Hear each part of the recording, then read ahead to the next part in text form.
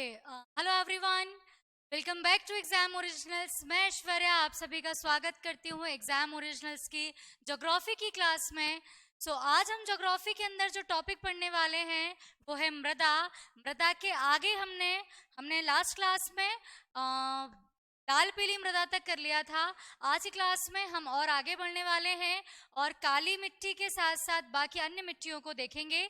किस मृदा की क्या इंपॉर्टेंस है, क्या उनकी खासियत है, आज हम ये सब चीजें देखने वाले हैं। ठीक है, जल्दी जल्दी जुड़ते जाओ, ज्वाइन कर लो और नोट साथ साथ में कंप्लीट करते जाना आप लोग सभी लोग। ओके, चलिए देखते हैं काली मिट्टी के बारे में। हमने यही लास्ट क्लास छोड़ी थी, काली मिट्टी पे मैंने क्लास छोड़ी थी। आज हम वहीं से इसको कैच करेंगे। काली मिट्टी जो कि मध्य प्रदेश में आपको सबसे ज्यादा देखने को मिलेगी, और मैं उम्मीद करती हूँ कि जहां जहां से, उम्मीद क्या कर रही हूँ, मुझे मालूम है आप लोग जहां जहां से बिलोंग कर रहे हैं वहां पर काली मिट्टी ही बेसिकली मिल रही है।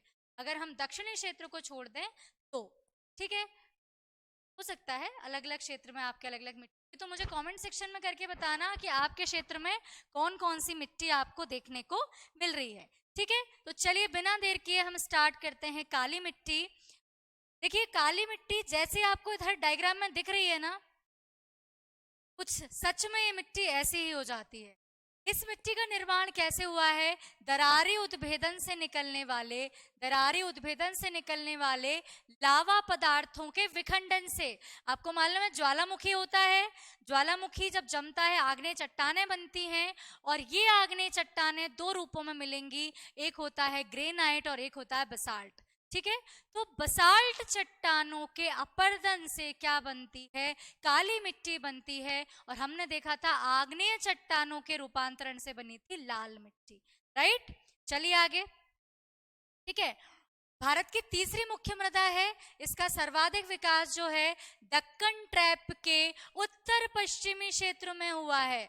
उत्तर और पश्चिमी क्षेत्र में ये रहा आपका काली मिट्टी का क्षेत्र, ये था आपका लाल मिट्टी का क्षेत्र।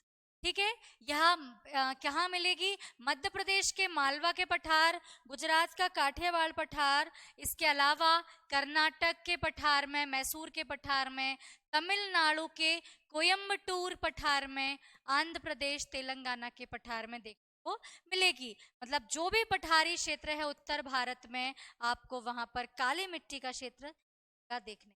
ठीक है, चले आगे। चलिए,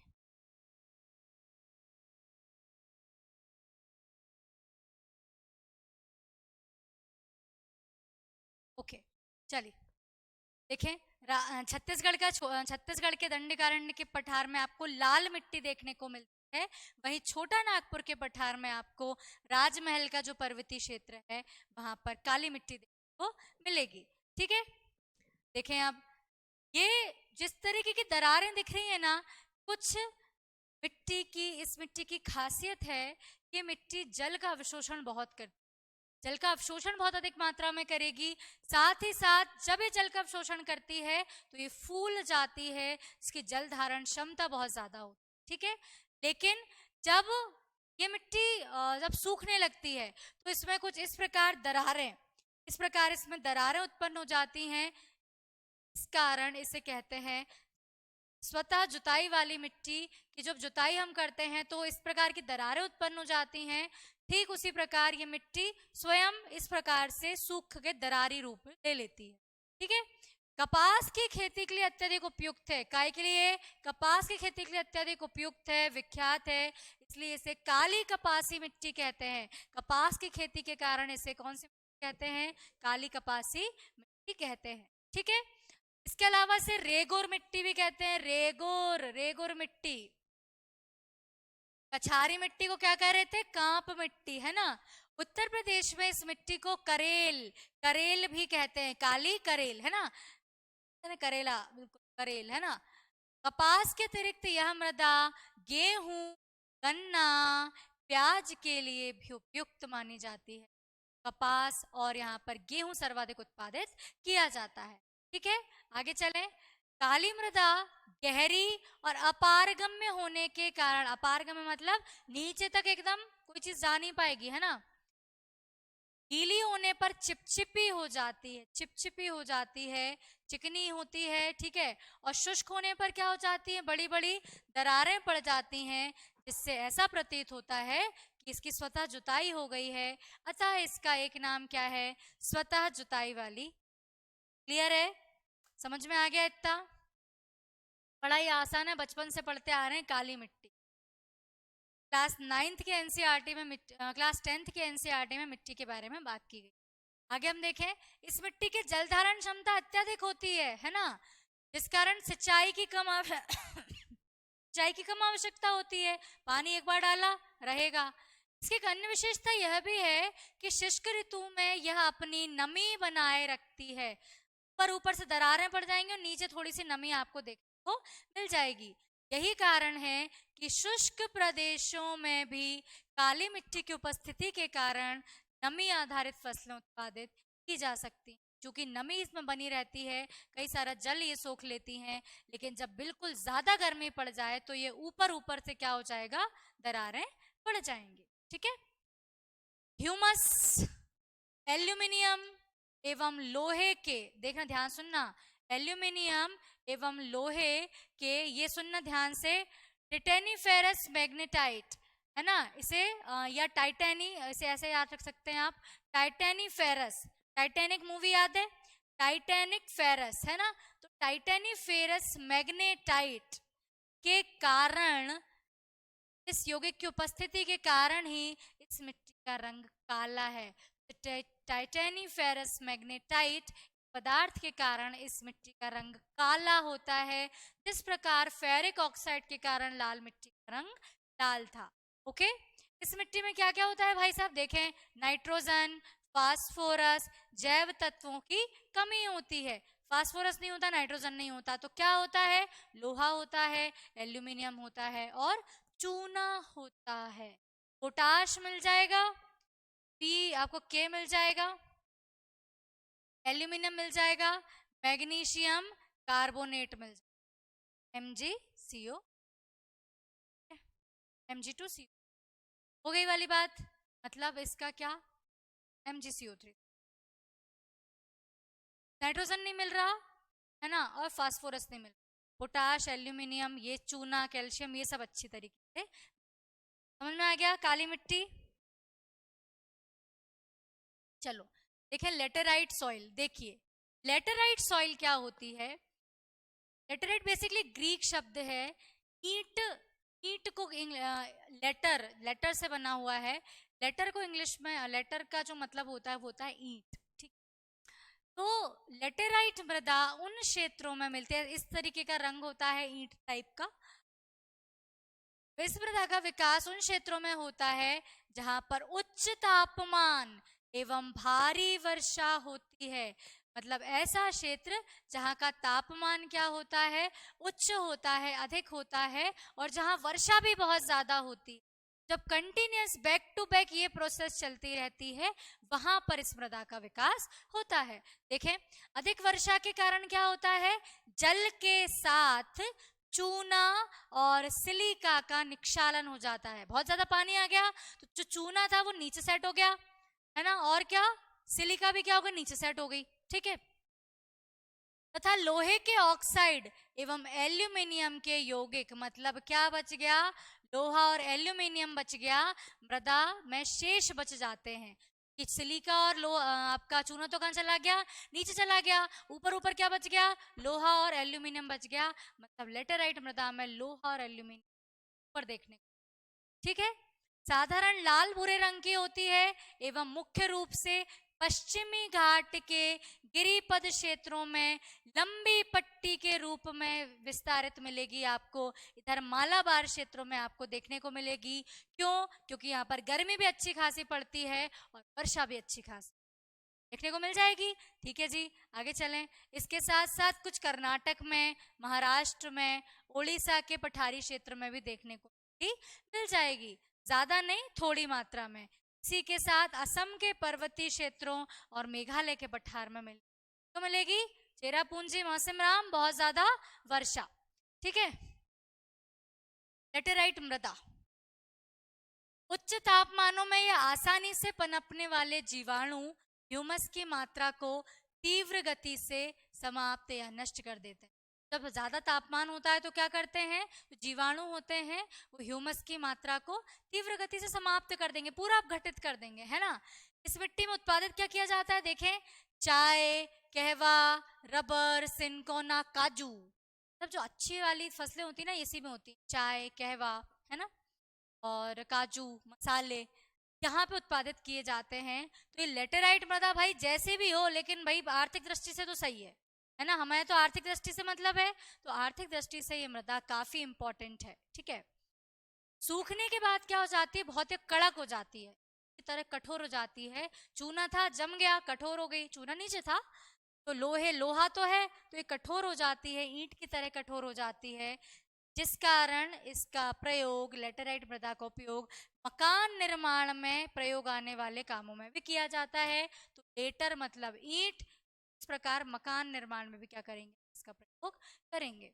आगे देखें, कृषि के दृष्टिकोण से ये कम उपजाऊ होती है, लेकिन इस कम उपजाऊ होने के बाद भी क्या होता है, इसमें ये चीजें उत्पादित की जा सकती हैं, फसलें, काजू, मसाले, है ना, ठीक है। हम पढ़ चुके हैं, आगे चलें, चलो। काली मिट्टी हो गई, लेटराइट मिट्टी हो गई।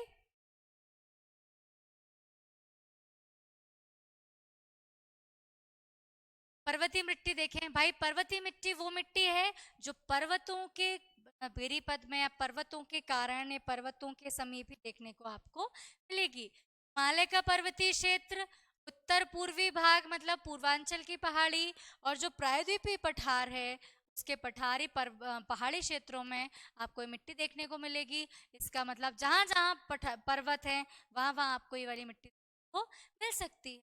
इस मिट्टी के निर्माण पर पर्वतीय पर्यावरण का अत्यधिक प्रभाव, तब पर्वतों में जैसा वहां की जलवायु होती, जैसा पर्यावरण हो, का प्रभाव किस पर पड़ेगा, इस पर पड़ता है। पर्वतीय मृदा में परिवर्तन के अनुरूप, पर्वतीय मिट्टी में जैसा परिवर्तन होगा, मतलब पर्वत के पर्यावरण में जैसा परिवर्तन होगा, इस मिट्टी संगठन क्या होता जाता है, परिवर्तन होता जाता है। ये तो आसान सी बात है, कोई दिक्कत है नहीं, है ना। देखें, घाटियों में प्रायः क्या होता है, ये दोमटी मिट्टी एवं ऊपरी ढलानों पर इसकी प्रकृति मोटे कणों वाली होती।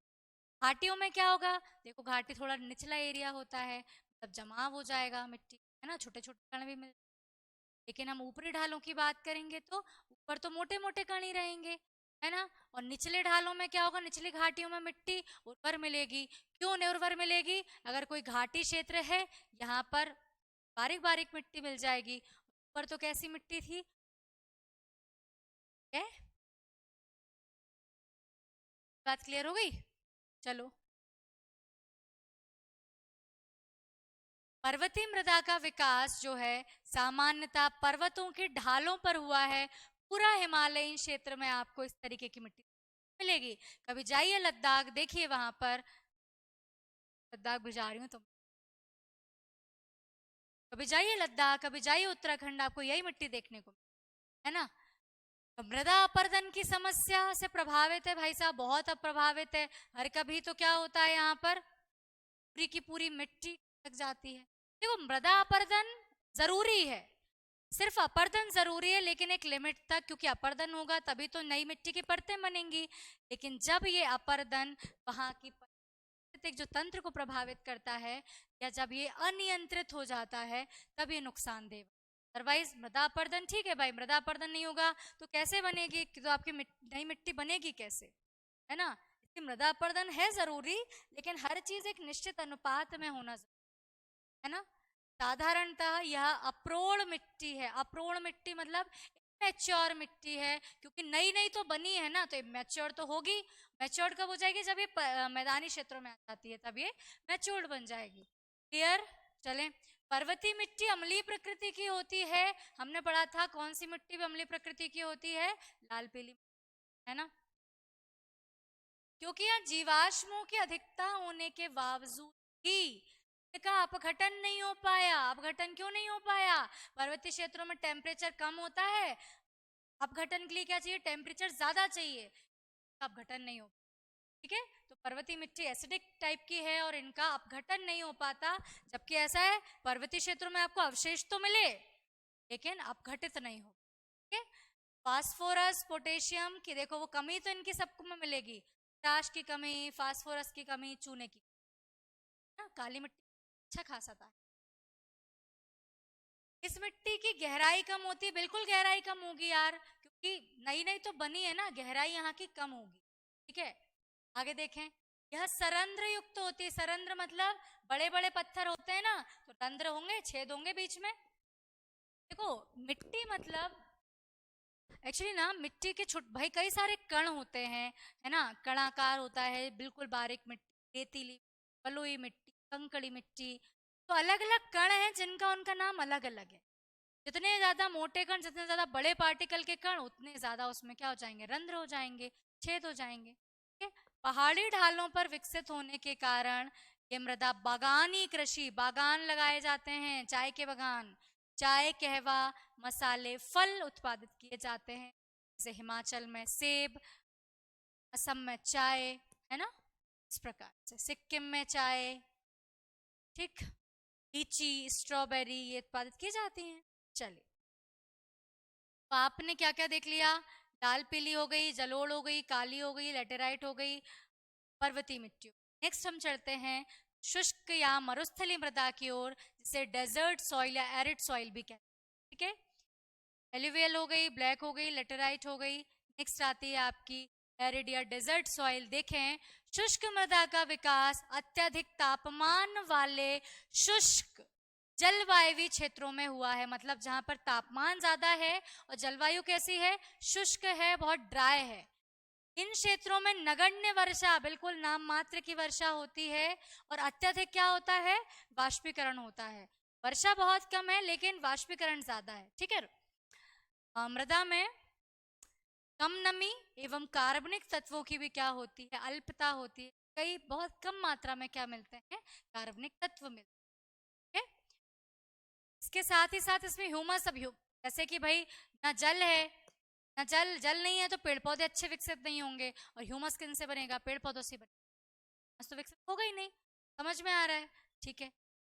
अतः इसे कृषि के दृष्टिकोण से अनुर्वर मृदा के अंतर्गत रखा गया है। ज्यादा उर्वरक क्या, बिल्कुल उर्वरक होती, ठीक है। देश की कुल मृदाओं का लगभग 4% ये डेजर्ट सॉइल है। देख रहे हैं कुछ भी उत्पादित नहीं किया जा सकता, नमी नहीं है, इतनी रंध्र है कि पानी डालो पूरा चला गया, पानी गया कहाँ ये भी नहीं मालूम चला, अत्यधिक वाष्पीकरण है, ठीक है। पश्चिमी राजस्थान, दक्षिणी पंजाब, पश्चिमी हरियाणा एवं उत्तरी गुजरात वाला क्षेत्र, ये वाला जो क्षेत्र है ना, ये वाला, ये है आपका कौन सा, किसका क्षेत्र, मरुस्थलीय। ओके, देखें, इस मृदा में रेत अत्यधिक मात्रा में पाई जाती है, इसमें कैल्शियम, लोहा, फास्फोरस भी मिलता है, कैल्शियम भी मिलता है, लोहा भी मिलता है, फास्फोरस भी मिलता है, लेकिन रेतीला है इसलिए पानी नहीं सोख पाती, है ना, किंतु नाइट्रोजन और ह्यूमस का अभाव होता है। इसके कारण संरचना के दृष्टिकोण से ये बलुई प्रकृति, क्योंकि बलू बालू जिसे दिखेगी, एवं प्रकृति के दृष्टिकोण से ये कैसी होती है, क्षारीय मृदा होती। हमने अम्लीय देखी थी मिट्टी, पर्वतीय मिट्टी अम्लीय देखी थी, लाल पीली मिट्टी देखी थी, ठीक है। क्षारीय और लवणीय मिट्टी ना उपजाऊ नहीं होती। इस मिट्टी में सामान्यतः कम जल की आवश्यकता वाली फसलें उगाई जा सकती हैं, मतलब बहुत कम, हमारे पास पानी नहीं है तो उगना हो तो उग जाओ, कम वर्षा वाली फसलें उगाई जा सकती हैं, जैसे कि बाजरा, है ना, बाजरा, ज्वार, रागी, इन फसलों, मोटे अनाज जो होते हैं उनको कम पानी की आवश्यकता है। आपका खाद्यान्न, चावल, गन्ना, बहुत ज्यादा पानी चाहिए, ठीक है। नेक्स्ट हमारा आता है लवणीय सॉइल, सेलाइन सॉइल जिसे हम कहेंगे, है ना, सॉल्टी टाइप जो सॉइल होती है, सेलाइन। देखें, लवणीय मृदा का विकास शुष्क एवं अर्ध शुष्क जलवायु वाले क्षेत्रों में, शुष्क मतलब ड्राई, अर्ध शुष्क मतलब सेमी ड्राई, ठीक है। तो अर्धशुष्क जलवायु वाले क्षेत्रों में और जलाक्रांता वाले क्षेत्रों में, अनूप क्षेत्र भी मतलब दलदल वाला जो क्षेत्र होता है ना। जलाक्रांत मतलब वो क्षेत्र जो में जिनमें बहुत ज्यादा पानी भराव हो जाता है, ड्रेनेज अच्छा नहीं होता, जल से भरा हुआ क्षेत्र हो, मृदा का विकास होता है। ठीक है। देखो क्यों, अगर पानी किसी जगह भरा है ना, पानी तो क्या हो रहा है, धीरे धीरे उड़ेगा, और अगर पानी बह जाता तो उसके लवण भी उसके साथ बह जाते। लवण तो नहीं उड़ पाए, लवण रह गए, पानी उड़ गया, कैसी बन गई मिट्टी, लवणीय मृदा। ठीक है, चले। तो इन, हाँ, ये मृदा संरचना की दृष्टि से बलुई से लेकर दोमट हो सकती है, मतलब मोटी से लेकर एकदम बारीक हो सकती है। एक, इनमें लवण की अधिकता होती है, अतः इनमें सोडियम, पोटेशियम, मैग्नीशियम के अनुपात की अधिकता और नाइट्रोजन एवं चूने की कमी पाई जाती है। देखो, लवण मतलब sodium, potassium, calcium, sodium, potassium, इनकी क्या मिल जाएगी आपको, सोडियम, पोटेशियम, मैग्नीशियम की अधिकता मिल जाएगी। इन्हीं के लवण होते हैं NaCl, MgCl, लवण अधिक मात्रा जलाक्रांता वाले क्षेत्रों में और शुष्क क्षेत्रों में। ठीक है। लवणीय मृदा के दृष्टिकोण से, कृषि के दृष्टिकोण से अनुर्वर माना जाता है। वनस्पतियों का अभाव भी आपको देखने को मिलेगा। हम बात करें अगर कच्छ के रण वाले एरिया में, आपको ये देखने को मिल सकती है लवणीय मृदा। राजस्थान वाले से सांभर झील, ये वाले एरिया में भी आपको लवणीय मृदा देखने को मिलेगी। कुछ पूरी मतलब मिट्टी कम और सफेद नमक की परत ज्यादा दिखाई देती है। ठीक है। आजकल बोरिंग से, जब आप बहुत ज्यादा बोरिंग से सिंचाई करते हैं ना, तो भी आपकी मृदा लवणी की तरफ टिल्ट होने लगती है। लवणी मृदा का अधिकतर प्रसार पश्चिमी गुजरात एवं पूर्वी तट पर हुआ है। पश्चिमी गुजरात क्योंकि कच्छ का रण वाला एरिया है। डेल्टा एवं सुंदरवन के क्षेत्रों में पाया जाता है। सुंदरवन में भी आपको क्या, अनूप क्षेत्र है, दलदली क्षेत्र है।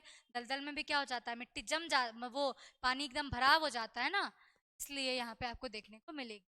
इसके अलावा कच्छ के रण में भी लवणी मृदा का प्रसार पाया जाता है। सबसे बड़ा नेशनल पार्क था कच्छ का, नहीं का वो था, बायोस्फीयर रिजर्व था कच्छ का रण, है ना। इसके लिए दक्षिण पश्चिमी मानसून मुख्य है।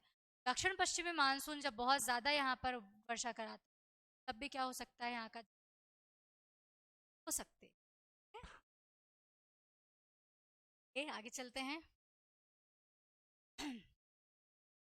शुष्क जलवायु वाले क्षेत्रों में गहन सिंचाई, गहन कृषि के कारण सिंचाई के अतिरिक्त, मतलब एरिया कैसा है, ड्राई एरिया है, आपने बहुत ज्यादा कृषि करनी है तो पानी आपने पानी ज्यादा दे दिया। सिंचाई के अतिरिक्त से केशिकत्व क्रिया को क्या मिलता है, बढ़ावा मिलता है। क्या मिलता है, केशिकत्व क्रिया का बढ़ावा मिलता है। केशिकत्व मतलब जो मिट्टी के नीचे कैपिलरी होती है ना, इसे रंध्र होते हैं, और जब पानी ऊपर से नीचे, नीचे से ऊपर इनमें वाहिकाओं के माध्यम से जाता है, उन्हें कहते हैं।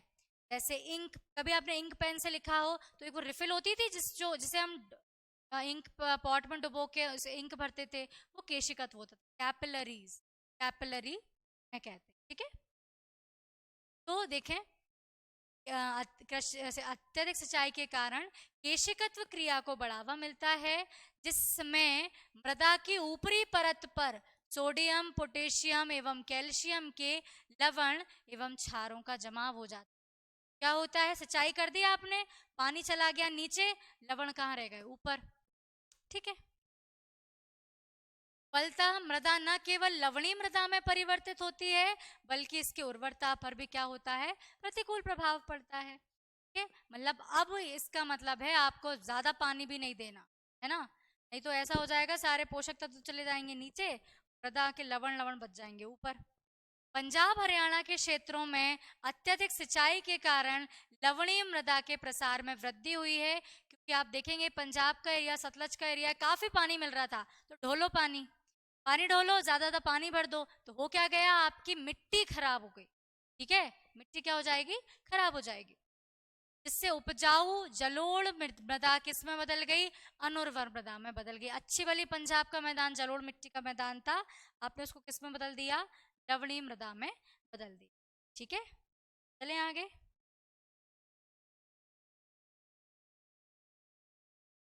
यहाँ इस प्रकार की मृदा को रेह, ऊसर एवं कल्लर कहते हैं।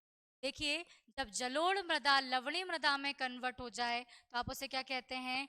रेह, कल्लर या ऊसर। ध्यान रखना, रेह, कल्लर, ऊसर क्या होता है। चलिए आगे।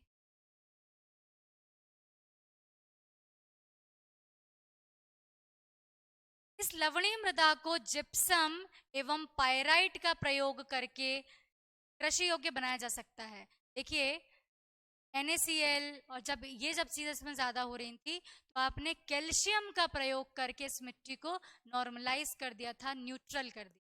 ठीक है, क्लियर। अगर पूछा जाए कि भाई लवणीय मृदा को कैसे बनाया जा सकता है तो चूने का प्रयोग करके आप क्या कर सकते हैं, तो कृषि योग्य बना सकते हैं। एक मृदा और बची है आपकी, लवणीय मृदा हो गई। जैविक या पीट मृदा हम देखें, इसमें घर पे आ नहीं पाया है। जैविक और पीट मृदा है, इसका निर्माण लिख दे,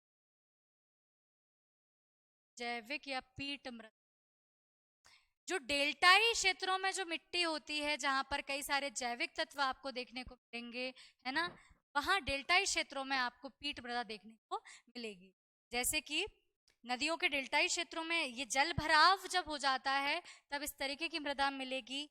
इसमें रासायनिक एवं भौतिक परिवर्तन बिल्कुल नहीं होता और अब जो अविघटित कार्बनिक पदार्थ होते हैं, देखो, अविघटित अगर विघटन हो गया तो ह्यूमस में कन्वर्ट हो गए, लेकिन अगर विघटित नहीं हो पाए तो वो जैविक मृदा के रूप में जाने जाते। ठीक है, इनकी अम्लीयता अधिक होती है, लवणता भी ज्यादा होती है।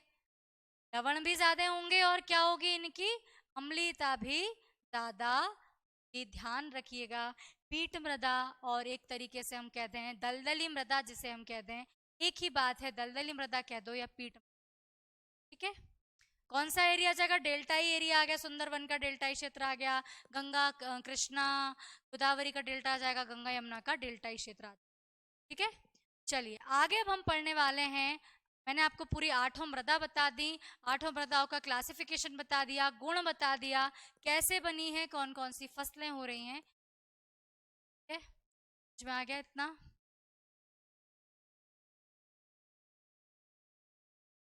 आ गया, चले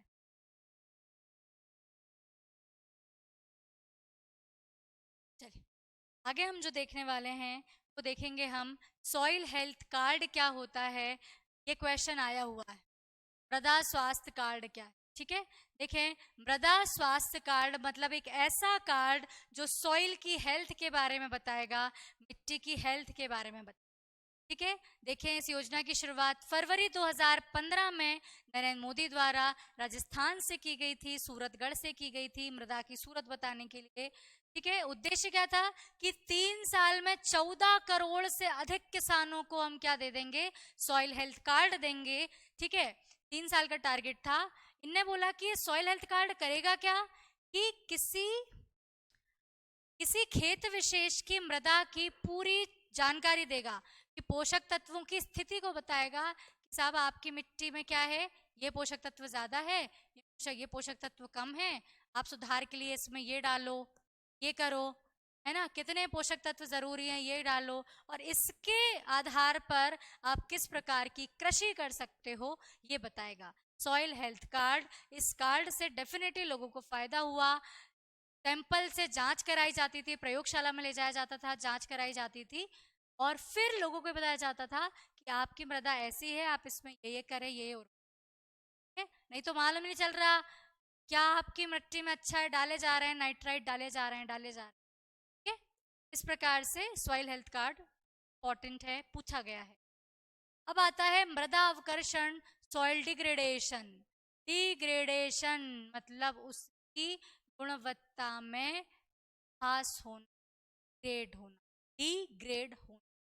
मिट्टी की उर्वरता में ह्रास को ही क्या कहते हैं, मृदा अवकर्षण कहते हैं।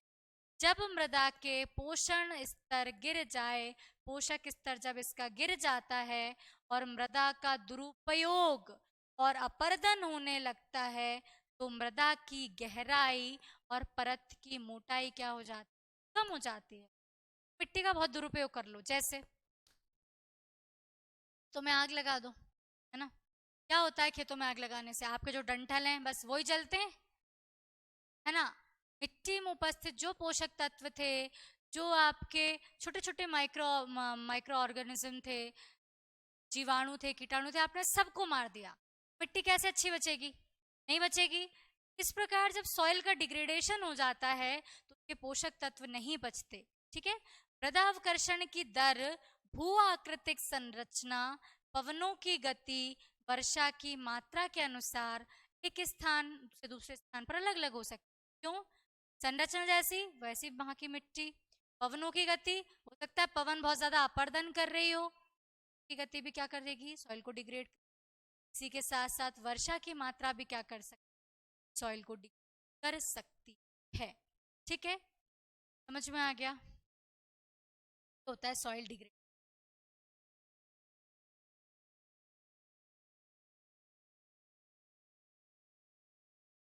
चलें आगे देखते हैं। मृदा अपर्दन हम और देखने वाले हैं। मृदा अपर्दन का तात्पर्य क्या होता है कि मृदा का जो ऊपरी संस्तर था ओ ए, है ना, का विनाश होना।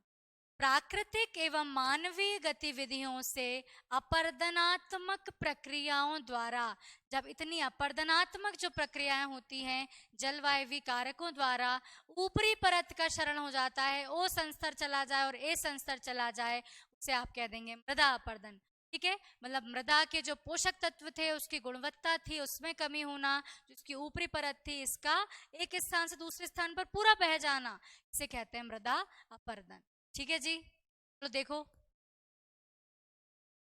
प्राकृतिक रूप से क्या क्या कारण है मृदा अपर्दन के? मृदा निर्माण की प्रक्रिया में एक संतुलन होता है।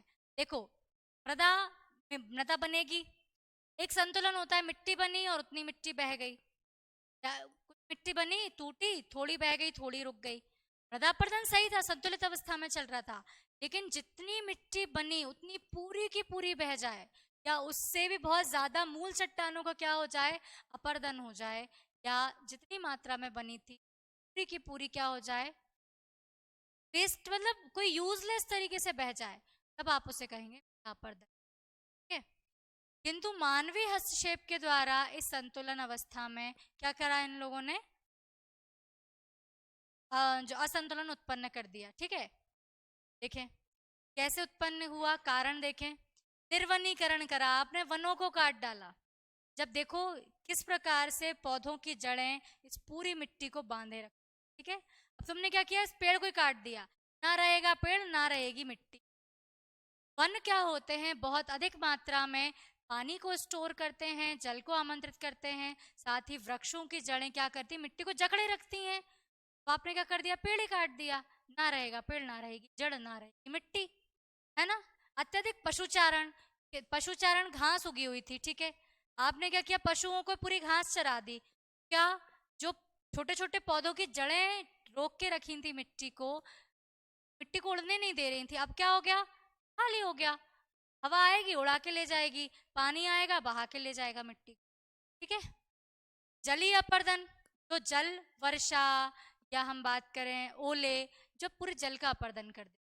वायु अपर्दन, मिट्टी क्या हो गई? भुरभुरी हो गई, रेतीली हो गई, अब एक बार तेज हवा आने तो पूरी मिट्टी बह जाएगी।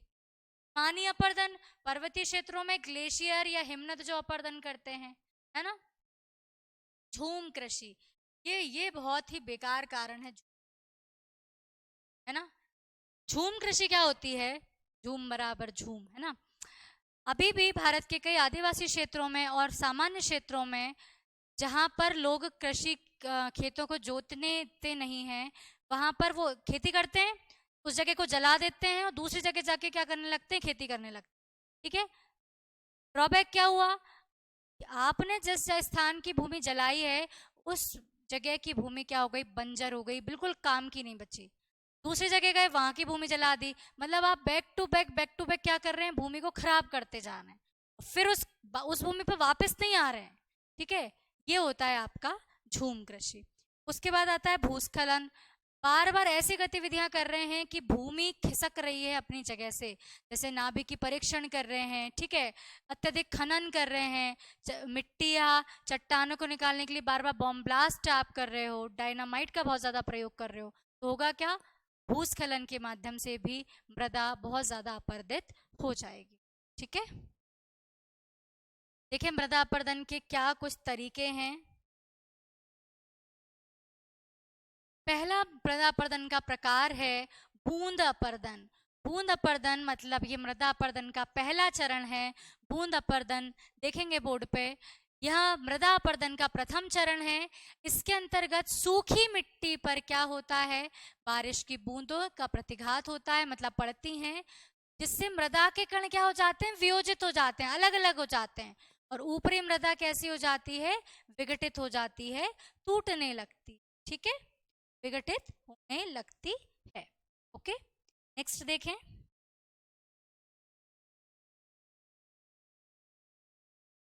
नेक्स्ट देखेंगे परत अपर्दन या शीट अपर्दन। देखें, अपर्दन के अगले चरण में बूंदों के निरंतर प्रहार के कारण बार बार बूंदें पड़ रही हैं, पतली परतें के कारण क्या होता है, पतली परतों के रूप में मृदा का कटाव होने लगता है। तो देखो सबसे पहले क्या था, बूंद आई, तो ये जो कण थे छोटे, अब ये पहले टूटे, है ना, टूट गए। अब क्या हुआ, बूंद बहुत ज्यादा आ गई, ज्यादा आ गई, तो क्या हो जाएगा, पूरी परत, पहली पतली सी परत यहाँ से अलग हो जाएगी। ठीक है, क्या हुआ, पतली परतों के रूप में मृदा का कटाव हुआ। सामान्यतः समतल भूमियों पर, समतल एकदम प्लेन भूमि थी, बहुत तेज मूसलाधार वर्षा हुई, बहुत ज्यादा वर्षा हुई, पूरा का पूरा क्या हो गई, मिट्टी बह गई। यद्यपि अति सूक्ष्म प्रक्रिया है किंतु अधिक हानिकारक होती, हानिकारक बहुत है ना। देखो कहीं बहुत ज्यादा तेज पानी आता है, पूरी सड़कें धुल जाती, एकदम साफ हो जाती, तो सड़कों का काम हो गया। लेकिन आप देखेंगे जो जहां पे मिट्टी वाला एरिया है वहां की पूरी मिट्टी बह जाती। ठीक है, तो क्या हो गया, उसका अपर्दन हो, क्योंकि मृदा की सूक्ष्म एवं अति उर्वरक परत का अपर्दन हो जाता है। जैसा कि मैंने बताया था, ए संस्तर और ओ संस्तर सबसे ज्यादा उपजाऊ परत है, और अगर यही बह गई तो उसके पोषक तत्व तो चले गए, क्या बचा, कुछ नहीं बचा। ठीक है, आगे देखें, रिले अपर्दन मोस्ट इंपॉर्टेंट है। रिले अपर्दन या रिल अपर्दन हम इसे कहते हैं। देखें रिले अपर्दन क्या होता है। अपर्दन के इस प्रकार के अंतर्गत तेज गति से बहता हुआ जल, जैसे कि नदियां छोटी एवं कम गहरी नालियां बनाकर बहती हैं। जब नदियां इस प्रकार नालियां बनाकर बहने लगती हैं, है ना, तो इसे कहते हैं हम रिले अपर्दन या नाली का अपर्दन। आमतौर पर कृषि भूमि एवं अतिचारित भूमियों पर यह देखने को मिलता है। बहुत ज्यादा कृषि करेंगे, बहुत तेज नदी की धारा निकली, वो पूरे इसको क्या कर जाएगी, नाली बनाकर बह जाएगी। लेकिन रिले अपर्दन में ये नाली कम गहरी होती, ठीक है, लेकिन नालियां तो बना के निकलती, उसे कहते हैं रिले अपर्दन। आगे आता है गली अपर्दन या अवनालिका अपर्दन, मोस्ट इंपॉर्टेंट, ये भी इंपॉर्टेंट है ना। जब रिले अपर्दन की नालियां बड़ी हो जाती हैं और गहरी हो जाती हैं, विस्तृत हो जाती हैं, तो कृषि भूमियों को छोटे छोटे टुकड़ों में विखंडित कर देती हैं। एक कोई बड़ी सी भूमि थी, अलग अलग वो बहुत सारे टुकड़ों में टूट गई, ठीक है, जिससे वे कृषि हेतु हेतु अनुपयुक्त हो जाती हैं। अब तुम थोड़े थोड़े से एरिया में चावल थोड़ी ना उगाओगे, एक बहुत बड़ा एरिया था, इतना ज्यादा अपर्दन हुआ कि वो अलग अलग भागों में बट गया। ठीक है, तो कृषि के लिए अनुपयुक्त हो जाएगा। जिस प्रदेश में इनकी संख्या अधिक होती है उसे उत्खात भूमि कहते हैं, एकदम उखाड़ दिया आपने। ठीक है, तो अगर आपका जो अवनालिका अपर्दन है, गली अपर्दन किसी क्षेत्र में बहुत ज्यादा है, तो उस भूमि को आप क्या कहेंगे, उत्खात भूमि कहेंगे। मध्य प्रदेश का जो चंबल वाला एरिया है, भिंड मुरैना श्योपुर, ये उत्खात भूमि वाला क्षेत्र है। चंबल नदी बहुत ज्यादा अवनालिका अपर्दन करती है। यही कारण था कि इन अवनालिकाओं में ये जो गहरे गहरे स्थान बने थे, इनमें डाकुओं ने शरण ली थी, तभी से चंबल नदी का इलाका डाकुओं का इलाका कहलाता था। क्लियर हो गया। इसे चंबल का बीहड़ प्रदेश भी कहते हैं, चंबल वाला एरिया बीहड़ प्रदेश कहलाता है। क्लियर हो गया इतनी बातें। ओके, आगे देखते हैं। धारा चैनल अपर्दन, stream channel, stream channel erosion क्या होता है देखें। जब जल एक मोटी धारा के रूप में अपवाहित होता है ना, मोटी धारा के रूप में अपवाहित होता है, तो चैनल को तब तक अपर्दित कर लेता है जब तक कि वह स्थिर ढाल प्राप्त नहीं कर सकता। देखो ये कब तक, पहले तो क्या है, ये बहुत ऐसे तेज स्पीड में जाएगा, है ना, ये कब तक करेगा कि जब तक ये एक धीरे धीरे से इसका कटाव नहीं कर देता। देखो जैसे इधर एक चट्टान थी, इधर एक चट्टान थी, इधर पे गिरा, ये पहले तेज तेज गिरने लगेगा, है ना, ऐसा गिरेगा। ये कब तक इसे काटेगा, जब तक कि सीधा सीधा प्रवाह नहीं ले सकता, और जब ये काटता जाएगा तो इधर इधर का भी जो क्या भाग इसको काटता जाएगा। मतलब सीधी सी बात है, जब जल अपना एक स्थिर रास्ता नहीं बना लेता तब तक क्या करता है, ये चट्टानों को और क्षेत्र को काटता है, या चैनल को तब तक काटता है जब तक कि क्या नहीं कर लेता, ये स्थायी रूप प्राप्त नहीं कर लेता। अगर नीचे सॉफ्ट रॉक है तो जल्दी अपघटित हो जाएगी, टूट जाएगी, और अगर ऊपर हार्ड रॉक है तो क्या होगा, वो धीरे धीरे अपघटित होगी। ठीक है, यहाँ आपका हो गया मृदा अपरदन वाला पोर्शन। तो ओके, सुनिए ध्यान से, आज की क्लास में अपन मृदा अपरदन तक ही कर रहे हैं। मैं एक क्लास आपकी और लेके ये मृदा संरक्षण वाला जो उपाय है, ठीक है, बड़े आसान से उपाय हैं, मैं आपको ये समझा दूंगी। जैविक उपाय हैं, कुछ यांत्रिक उपाय हैं, इसी के साथ साथ एक चीज और करवानी है आपको, मृदा के लिए एक क्लास और लगेगी। मृदा के भौतिक गुण, रासायनिक गुण, जैविक गुण ये बताना है, और एक मृदा निम्नीकरण होता है वो समझाना है। इसके साथ आपकी ज्योग्राफी में मृदा का टॉपिक पूरा हो जाएगा। ठीक है, तो हार्डली एक क्लास और में आपका पूरा मृदा का टॉपिक कंप्लीट हो जाएगा। इसी उस क्लास में मैं आपको ये और बता दूंगी, अलग अलग जो स्थानांतरित कृषि करते हैं उनको क्या क्या कहते हैं। ठीक है, अलग अलग स्थान पर क्या क्या कहते हैं झूम कृषियों को। तो आज की क्लास में अपन इतना ही कर रहे हैं, नेक्स्ट क्लास में मैं आपको मृदा वाला टॉपिक पूरा करवा दूंगी जो भी बचा रहेगा। ठीक है, ओके क्लास, थैंक यू।